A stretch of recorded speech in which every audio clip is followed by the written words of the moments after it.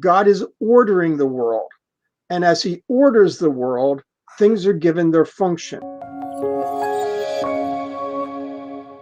You're known for kind of saying that Genesis 1, for sure, and also Genesis 2, is taking a functional view. It's telling a functional story about how a home is made, not how the house is made, rather than material. Can you explain concisely for people who are new to your work? I mean, most people are going to be familiar with that. But for people who are new to it, what do you mean by functional? Well, as time has gone on, I have adopted what I think is better, not contradictory, but better terminology.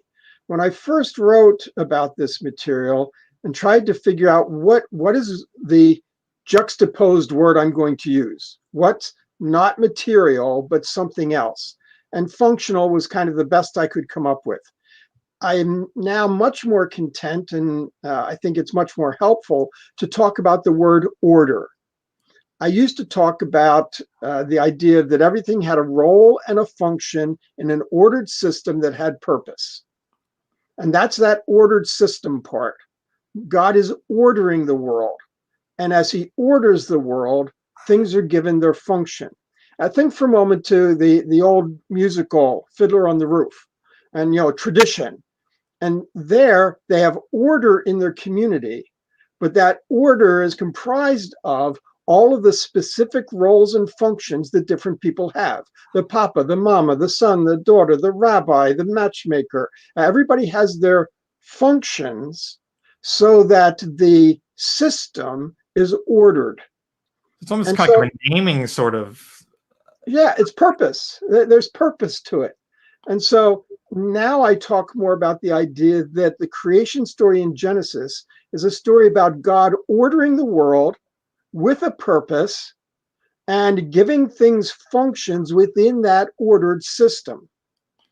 Okay, so now the criticism that a lot of people made to your work, so if we talked about this just to make sure I had you correct.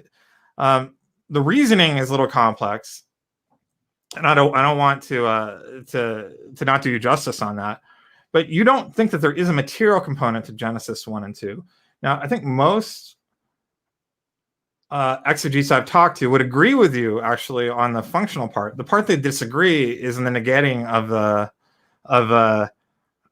the material component of it.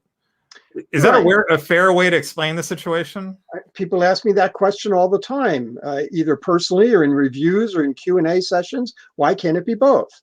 Why can't it be both? But you're saying that there's no strong evidence for it being material.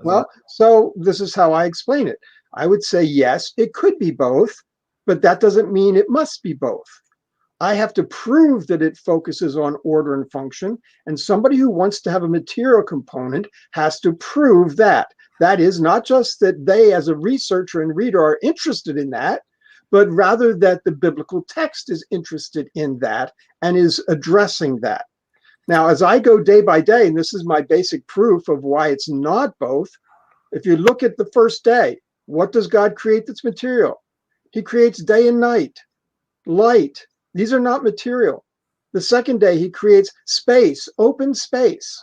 That's not material. The third day, it says, let the dry land emerge.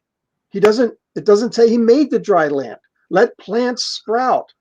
Day after day after day, he's not dealing with material objects. We get to day 4 and we say, oh, that's material. He made the sun, moon, and stars. Okay, but notice that it says he made them to be lights, to rule over. He's giving them functions in the ordered system. And in fact, when an Israelite would have read he made them, they wouldn't have said, oh, God is manufacturing these material objects, because in the ancient world, they do not know that the sun, moon, and stars are material objects. No one knows that. They think they're lights. And God made lights with a function in an ordered system. So if I was to summarize, I think the key issue is that you're saying is that you really have that you don't think they've made a strong case, a positive case for a material layer, and they really have to. Right. You have to show that that's what the text is interested in. All right. So, I mentioned to you, I have an illustration. If I can share that for a minute. Sure, go ahead. Okay, so say you're going to a play, and because of traffic and construction and weather and parking and whatever, you get there half an hour late, and you walk in, and you're really frustrated, and you poke the person next to you, and you say, "How did the play begin?" Now, this person, being very congenial and helpful, says, "Well, the script was written in 1939." You say, "No, no, no, no, no. That's not what I want to know." He said, "Well, you can't have a play without a script." I said, "Well, I know that, but that's not my question." Well, somebody else on the other side says, "Well, this stage was constructed in 1950s." And you say, "No, no, that's not what I want to know."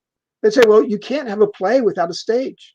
Somebody else would say, "Well, this set was put together." No, that's not what I want to know. Well, the cast was chosen. No, no. Okay, all of those, here's the point. All of those are right answers. But that doesn't mean I want to know all of those. I don't care. I'm sorry. I don't care about the script and the set and the stage and the cast. I know they're important, but that's not my issue. I want to know what's taken place since the curtains opened. Now, in the same way, you can talk about creation from many different perspectives, all of which are true.